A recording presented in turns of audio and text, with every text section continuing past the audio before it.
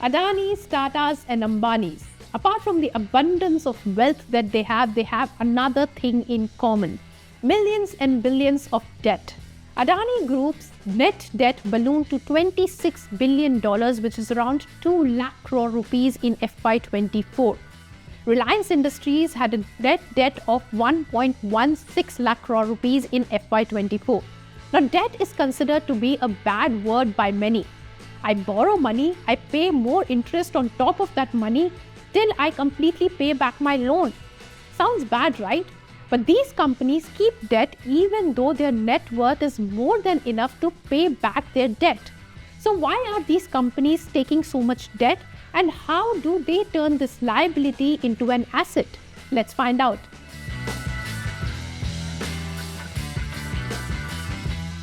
Before knowing why billionaire businesses have debt, we need to understand that this 4-letter word, debt, is not all that bad. अब इसका मतलब ये नहीं कि आप बैंक पे जाओ, लोन लो और सारे के सारे पैसे शॉपिंग में उड़ा दो और फिर उसके बाद आके कहो कि पल्लवी जी ने 89 पे कहा था कि debt is not all that bad.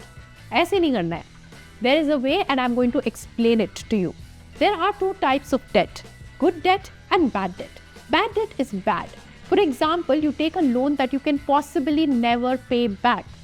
जैसे अगर मेरे पास 10,000 रुपए की सैलरी आती है और मैं 100 करोड़ का लोन ले लूँ तो ये बैड लोन हो गया.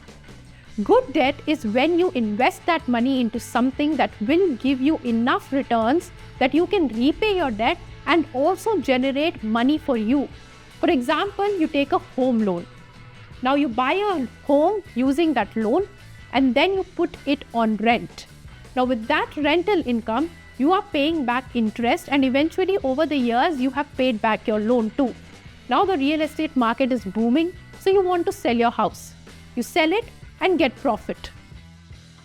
So if you calculate well, then you can earn money out of your loan. Now even if you don't sell your house, you will still get a rental income. That is also a profit for you. So now this has become an investment instead of a loan.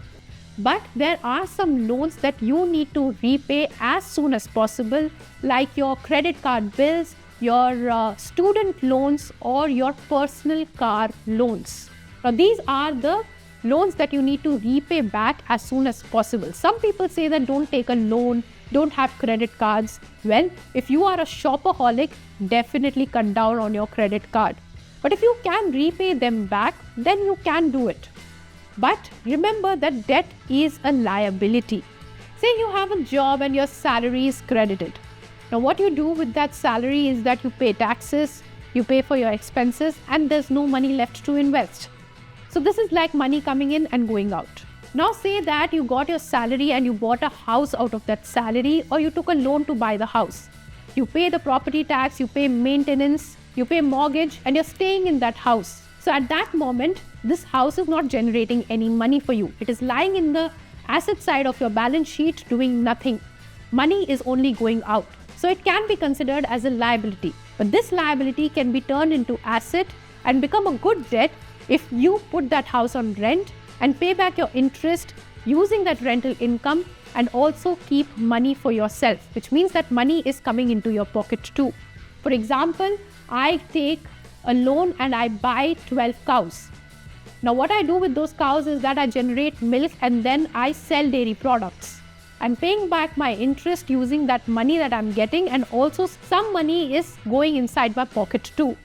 So now this becomes an income. It becomes a business, an investment which is putting money into my pocket. But student loan is a liability because as of that time, this student loan is not giving me any income. So basically, any debt that will increase your cash flow is a good debt. And experts say that if you can control your cash flow, you are sorted for life. But you need to be very, very careful because one mistake can turn this good debt into bad debt. Coming to businesses, they take loans or debt to either launch a brand or a product. So now if this works out for them, this product or the brand is making money for them and also giving them other benefits. Some advantages of debt include number one, that the ownership of the business stays with you. When you sell shares of a company, then your investors become your shareholders and they have a say in your business. But when you borrow from a bank, they do not have say in your business model. They only care about how you will repay the loan back to them. Number two, tax deduction. Many businessmen escape tax through this. Since the loan is something that you repay back, it becomes a business expense, not your income.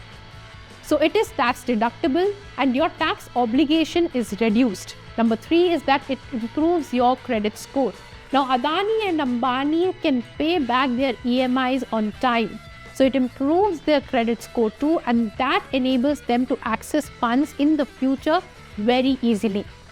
But when it goes wrong, however, as a business owner, you go bankrupt and your assets are used to repay back your liabilities, which include your debt, because now at this time, the debt is bad debt.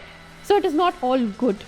Some disadvantages include number one, business owners have to maintain debt to equity ratio because debt reduces their working capital. So you need to have a balance between the debt and equity. So have debt, but not too much. Number two, having too much debt can also be a turn off for your investors who you are pitching your business to. So now you need to be careful of how much debt you and your business can handle and also pay back.